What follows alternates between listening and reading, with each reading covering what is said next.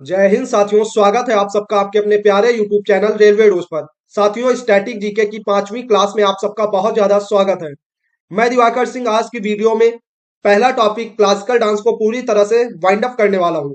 तो बिना देरी किए शुरू करते हैं आज की क्लास को। इससे पहले बताते चले आप सबके लिए हमने स्टैटिक जीके में वैदिक सीरीज की 4 क्लासेस को कंप्लीट करवा दिया है, जिसमें से हमने 5 क्लासिकल डांस को 4 वीडियो में कंप्लीट किया है। आज 5वीं क्लास में क्लासिकल डांस को पूरी तरह समाप्त करने वाले हैं। इसके बाद हम लोग शुरू करेंगे फोक डांस, जिसको हिंदी में लोक नृत्य बोलते हैं। तो वहां से बनने वाले प्रश्नों की संपूर्ण थ्योरी को हम लोग 3 से 4 वीडियो में इसी तरह कवर करेंगे। उसके बाद क्लासिकल डांस और फोक डांस की संयुक्त रूप से क्वेश्चंस की प्रैक्टिस करेंगे, जो कि आप सबके रेलवे के एग्जाम में प्रीवियस ईयर में पूछे गए प्रश्नों का एक संग्रह होगा।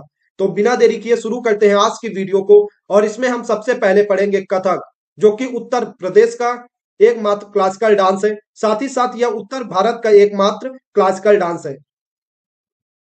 अब बात करते हैं कथक की।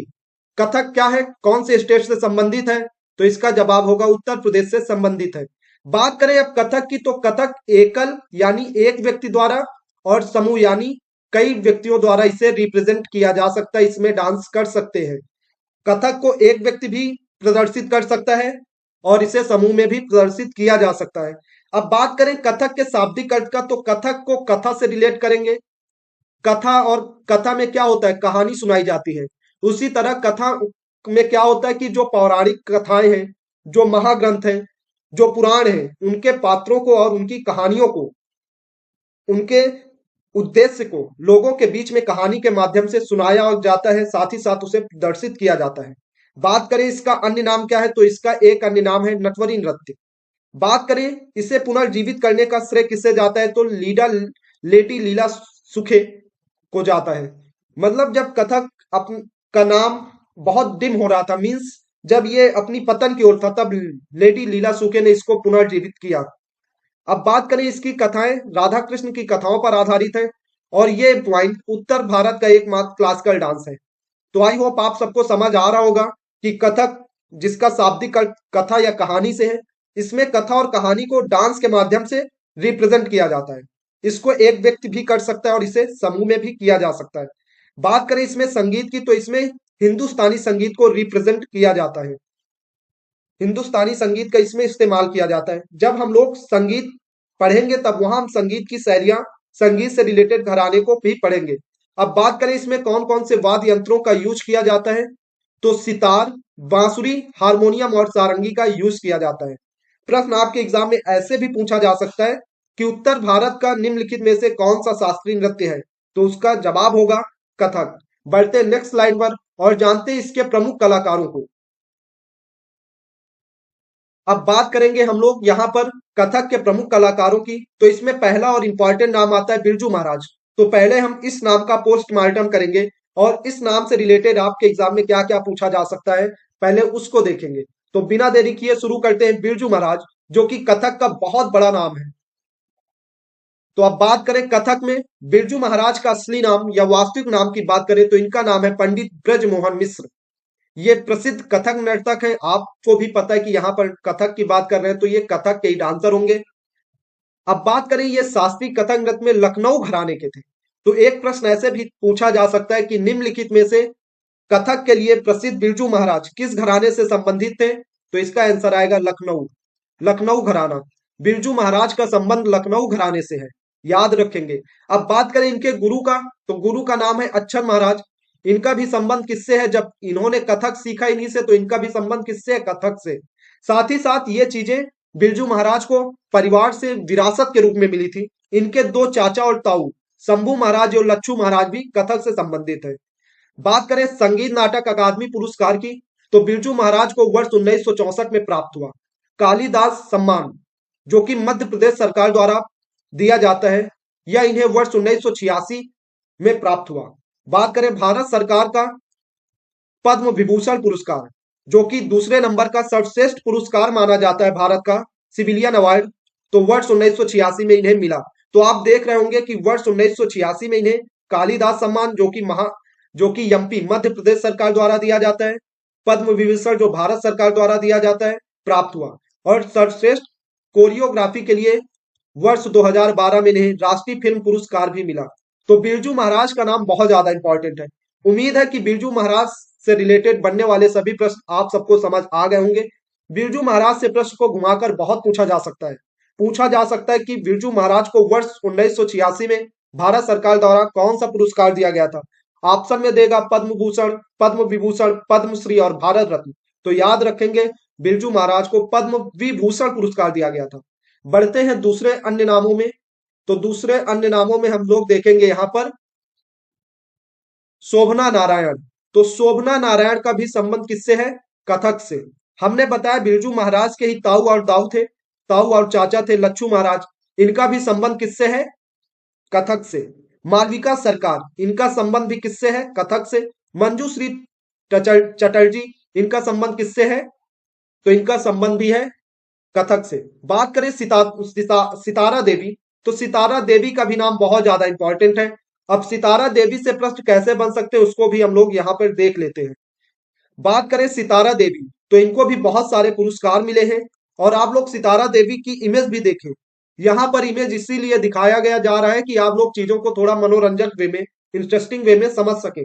तो सितारा देवी को देखते जाइए, इन्होंने अलग ही नाम अपना बनाया है कथक के फील्ड में। बात करें सितारा देवी, तो इनको कई पुरस्कार मिले और इन्होंने बहुत बड़ी बड़ी जगहों पर परफॉर्म किया। बात करें इन्होंने कहाँ कहाँ प्रदर्शन किया, तो रॉयल अल्बर्ट हॉल लंदन और न्यूयॉर्क, यानी ये विदेशों में भी जाकर कथक का परचम लहराया है। बात करें वर्ष 1969 में इनको संगीत नाटक अकादमी पुरस्कार मिला। वर्ष 1973 में इनको पद्मश्री पुरस्कार मिला। और कालिदास, जो कि एमपी का पुरस्कार है, एमपी का साहित्य से रिलेटेड दिया जाने वाला पुरस्कार है, तो वर्ष 1995 में इनको कालिदास सम्मान पुरस्कार भी मिला। अब बढ़ते हैं नेक्स्ट स्लाइड पर और जानते हैं कथक से रिलेटेड इंपॉर्टेंट कलाकार। अब बात करें प्रेरणा देशपांडे, आप लोग देख रहे होंगे प्रेरणा देशपांडे की ये इमेज है। आप लोग देखिए इनके डांस को जाकर गूगल पर, फेसबुक पर, यूट्यूब के थ्रू इनके डांस को भी आप लोग देख सकते हैं। बात करें प्रेरणा देशपांडे का नाम क्यों इंपॉर्टेंट है, क्योंकि वर्ष 2016 में इन्हें देवदासी पुरस्कार मिला है। क्लासिकल डांस में उन डांसर्स का नाम बहुत ज्यादा इंपॉर्टेंट है, बहुत ज्यादा एग्जाम में पूछे जाने का चांसेस है, जिनको कोई ना कोई अवार्ड मिला है। तो अवार्ड से रिलेटेड या अवार्ड पाए डांसर्स का नाम आप सबके जहन में ऐसे दौड़ना चाहिए, गूंजना चाहिए कि प्रेरणा देशपांडे का नाम आए। तो इनसे जुड़ी हर चीजें आपके माइंड में ऐसे ही चलनी चाहिए कि प्रेरणा देशपांडे कथक से रिलेटेड है। कथक जो कि उत्तर प्रदेश का क्लासिकल डांस है, ये उत्तर भारत का एकमात्र क्लासिकल डांस है। और वर्ष 2016 में इनको देवदासी पुरस्कार मिला। अब बात करते हैं अन्य नामों की जो कि कथक से संबंधित हैं। तो देखते हैं सुखदेव महाराज, उमा शर्मा, नंदनी सिंह। प्रेरणा देशपांडे को हमने इमेज के थ्रू भी बता दिया, बहुत ज्यादा इंपॉर्टेंट नाम है। और अच्छन महाराज, ये कौन है, तो ये बिरजू महाराज के पिताजी और उनके गुरु हैं अच्छन महाराज। इनका भी संबंध कथक से ही है। कालिका प्रसाद कथक से रिलेटेड है। चंद्रलेखा, बिंदादीन महाराज, बिंदादीन महाराज। तो आप देख रहे होंगे जो महाराज टाइटल है, महाराज टाइटल है, यह केवल और केवल कथक से रिलेटेड है। तो आपको याद रखना, ये एक रूट पकड़ लेना, रूट वर्ड, कि महाराज टाइटल वाले जितने भी व्यक्ति हैं, जितने भी नाम हैं, उन सबका संबंध किससे है? कथक से। बिना देरी किए बढ़ते हैं अगली स्लाइड में। और यहाँ पर कथक का टॉपिक पूरी तरह समाप्त होता है। अब बढ़ेंगे हम लोग अगले टॉपिक पर। यह वीडियो थोड़ा लंबा होगा, इसलिए पेशेंस के साथ देखना है, क्योंकि इसमें हम क्लासिकल डांस को पूरी तरह समाप्त करने वाले हैं। तो बिना देरी किए शुरू करते हैं अगला क्लासिकल डांस। अब हम लोग देखेंगे मणिपुरी को, जो कि मणिपुरी नाम से ही पता चल रहा है कि यह क्लासिकल डांस मणिपुरी से संबंधित है। बात करें कि यह किस संप्रदाय को रिप्रेजेंट करता है या किस संप्रदाय से संबंधित है, तो वैष्णव से संबंधित है। अब जो चीज वैष्णव से संबंधित है, तो यह किसको समर्पित होगी? भगवान विष्णु को समर्पित होगी। तो आप सबको याद रखना है कि मणिपुरी भगवान विष्णु को समर्पित है। इसमें 64 तालों का प्रयोग होता है। बात करें, एक वर्ड आता है, एक मुद्रा आती है, इसमें डांस करते करते एक ऐसा स्टेज आता है, इंग्लिश में बोले तो एक ऐसी पोज आती है जिसको नागबंद पोज कहते हैं। अब नागबंद मुद्रा का संबंध किस नृत्य से है, ऐसा पूछा जाए तो इसका आंसर होगा मणिपुरी से संबंध है। अब इस मुद्रा में होता क्या है, तो इस मुद्रा में शरीर को 8 के आकार में वक्रों के माध्यम से मोड़ा जाता है या वक्रों के माध्यम से प्रदर्शित किया जाता है। मणिपुरी नृत्य की दो श्रेणियां हैं। एक जागोई, जो कि भारत के नाट्य शास्त्र में वर्णित लास्य तत्व को दर्शाता है। यानी आप सबको एक चीज और समझ आ रहा होगा कि मणिपुरी मणिपुरी क्या करता है, लास्य भाव को रिप्रेजेंट करता है, मणिपुरी लास्य को प्रदर्शित करता है। और बात करें इसमें चोलम, तो चोलम शास्त्रीय तांडव का नृत्य रूप है। यानी मान लीजिए जैसे मणिपुरी नृत्य है तो इसकी दो श्रृंखलाएं हैं। पहला जागोई, जो कि भारत के नाट्य शास्त्र में वर्णित लास्य तत्व को दर्शाता है। दूसरा चोलोम, जो कि शास्त्रीय तांडव का नृत्य रूप है। बात करें इसमें वाद्य यंत्र की, तो ड्रम और बांसुरी का यूज किया जाता है। अभी हम लोग इमेज दिखाएंगे तो आप लोग देखना कि इसमें कैसे ड्रम और बांसुरी का यूज किया जाता है। अब बढ़ते हैं नेक्स्ट स्लाइड पर और जानते हैं इसके प्रमुख कलाकार जिन्होंने मणिपुर के लिए बहुत काम किया, बहुत नाम इसका ऊपर तक ले गए। इसमें सबसे पहले नाम आता है गुरु बिपिन सिंह का, जिनको मणिपुर नृत्य का जनक माना जाता है। तो आप देख रहे हो कि कैसे सज धज के डांस कर रहे हैं, पूरा एक वेशभूषा इनकी। तो जो सज धज के और जो उसको दर्शाए कोमलता को, सुंदरता को तो वो किसको रिप्रेजेंट करेगा, लास्य भाव को।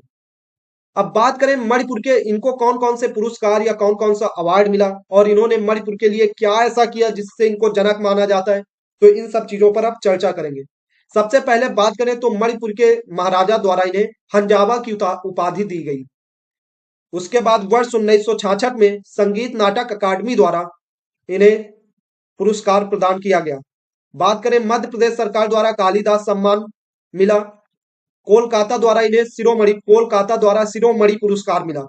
बात करें इनके काम की, तो इन्होंने इम्फाल में महिलाओं के लिए गोविंद नटनालय नृत्य विद्यालय को स्टार्ट किया। यानी अगर प्रश्न आपके एग्जाम में ऐसे पूछा जाए कि गोविंद नटनालय कहां पर स्थापित है, तो उसका आंसर होगा मणिपुर की राजधानी इम्फाल।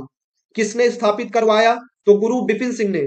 किस लिए, तो महिलाओं को मणिपुरी डांस सिखाने के लिए। और बात करें वर्ष 1972 में, तो इन्होंने कलकत्ता में भी मणिपुरी नटनालय नृत्य विद्यालय की स्थापना की।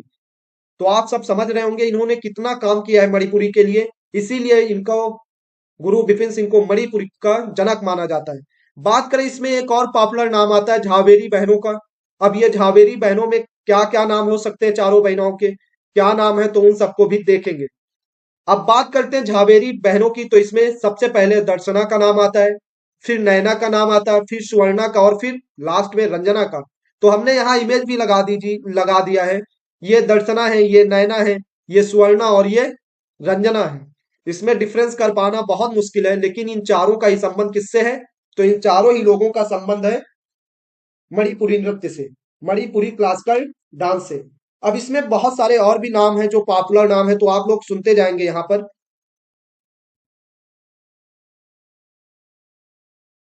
यहाँ पर हम लिख दे रहे हैं कुछ पॉपुलर और भी जो है, जो मणिपुरी से संबंधित है। तो उसमें नाम आएगा सबसे पहले गुरु अमली सिंह का। ये बहुत ज्यादा इंपॉर्टेंट नाम है, गुरु अमली सिंह का। इसमें सिंह टाइटल वाले मैक्सिमम लोग आते हैं, जैसे नल कुमार सिंह एक नाम आएगा, बहुत ज्यादा पॉपुलर है। आप सबके एग्जाम में पूछा जा सकता है कि निम्नलिखित में से नल कुमार जी का संबंध किस क्लासिकल डांस से है, तो आप सबको बताना होगा कि इनका संबंध मणिपुरी से है। उसके बाद इसी में आता है एक चारू माथुर का नाम, बहुत ज्यादा इंपॉर्टेंट है। चारू माथुर का नाम, चारू माथुर का नाम आएगा। एक सविता मेहता का नाम आएगा। यानी ये लोग क्या, ये पॉपुलर नाम है मणिपुरी के। पॉपुलर नाम से मतलब ये पॉपुलर डांसर है मणिपुरी के। तो सविता मेहता आएगा एक नाम। इसमें नाम प्रश्न कैसे पूछा जा सकता है आप सबको बहुत इजीली पता होगा। अब बढ़ते हैं नेक्स्ट में और लास्ट क्लासिकल डांस में, जिसका नाम है सस्त्रिया, जो कि असम से संबंधित है। अब हम लोग देखेंगे क्लासिकल डांस का एक और लास्ट क्लासिकल डांस सस्त्रिया। इस सस्त्रिया वाले में हम समझेंगे क्लासिकल डांस में सस्त्रिया को कैसे मान्यता मिली, कब किस वर्ष में इसको क्लासिकल डांस की मान्यता मिली, इन सब चीजों को बेहतरीन तरीके से समझेंगे। अब बात करें सस्त्रिया, जो कि असम को रिप्रेजेंट करता है और असम राज्य से संबंधित है। यह भगवान विष्णु को समर्पित है। किसको, भगवान विष्णु को समर्पित है। और बात करें इसके संस्थापक के, तो इसके संस्थापक का इमेज आप सबको दिख रहा होगा, श्रीमद शंकर देव। ये शस्त्रिया ये शस्त्रिया कैसा है, तो बात करें इस शस्त्रिया की, तो ये शस्त्रिया नवीनतम शास्त्रीय नृत्य है। क्या है, नवीनतम शास्त्रीय नृत्य है। और वर्ष 2000 में इसको मान्यता मिली। इसको दो नृत्य शैलियों में विभाजित किया गया है। एक मर्दाना शैली जिसको तांडव बोलते हैं, और एक स्त्री भंगी यानी लेस्या यानी लास्या को। तो आई होप सस्त्रिया कौन से नंबर का क्लासिकल डांस है, उसका जवाब है 8वें नंबर का। इसके संस्थापक की बात करें तो श्रीमद शंकरदेव की। ये इसको किस वर्ष में मान्यता मिली, तो वर्ष 2000 में इसे क्लासिकल डांस की मान्यता मिली। इसकी दो शैलियां हैं, मान लीजिए शास्त्रीय जो नृत्य है इसे फर्दर दो पार्ट में बांट दिया गया, एक मर्दाना शैली और दूसरा स्त्री भंगी शैली। इसमें मर्दाना में क्या तांडव आएगा, और स्त्री स्त्री में क्या आएगा, लेस्या, या जिसको लास्य भाव बोलते हैं, लास्य भाव बोलते हैं। तो आई होप पहली स्लाइड आप सबको बहुत बेहतरीन तरीके से समझ आई होगी। अब बढ़ते हैं क्लासिकल डांस के दूसरी स्लाइड पर और देखते हैं शास्त्रीय की दूसरी स्लाइड को। शास्त्रीय की दूसरी स्लाइड में आप देख रहे हैं कि महिला यहाँ पर कैसे किस तरह से गजरा लगाए हुए बढ़िया पोशाक में डांस को परफॉर्म कर रही है। इससे पता चलता है कि यह शास्त्रीय नृत्य लास्य भाव को रिप्रेजेंट करता है। किस भाव को, लास्य भाव को। अब बात करते हैं नेक्स्ट स्लाइड की और अंतिम स्लाइड की, जिसमें हम पढ़ेंगे शास्त्रीय के प्रमुख कलाकारों को। इसमें पहला और इंपॉर्टेंट नाम है श्रीमद शंकरदेव, जिनका संबंध किससे है, शास्त्रीय क्लासिकल डांस से। प्रदीप चलिहा जी, गुरु जतिन गोस्वामी जी। अब इसमें एक टाइटल पकड़ना, बार बायान, इनका संबंध किससे होगा, तो इनका संबंध होगा शास्त्रीय से। तो देखेंगे एक बार प्रमुख कलाकारों को। इसमें श्रीमद शंकर देव, गुरु जतिन गोस्वामी, प्रभात शर्मा, ललित ओझा जी, गहन चंद्र गोस्वामी और मणिक बरबायन, परमानंद बरमायन और प्रदीप चलिहा। इस तरह यहाँ पर क्लासिकल डांस पूरी तरह से समाप्त हो गया है। तो बिना और टाइम वेस्ट किए देखते हैं कि क्लासिकल डांस के बाद हम कौन से टॉपिक को पढ़ेंगे। इन सब चीजों के बारे में हमने आपको पहले भी बता दिया कि इसके बाद हम लोग पढ़ेंगे लोक नृत्य। लोक नृत्य क्या है, लोक नृत्य क्यों किया जाता है, हर स्टेट का कैसे अपना अलग अलग लोक नृत्य हो गया। इन सब चीजों पर बहुत डिटेल्ड वे में चर्चा करेंगे। मिलते हैं अगली वीडियो में, तब तक के लिए जय हिंद, राम राम।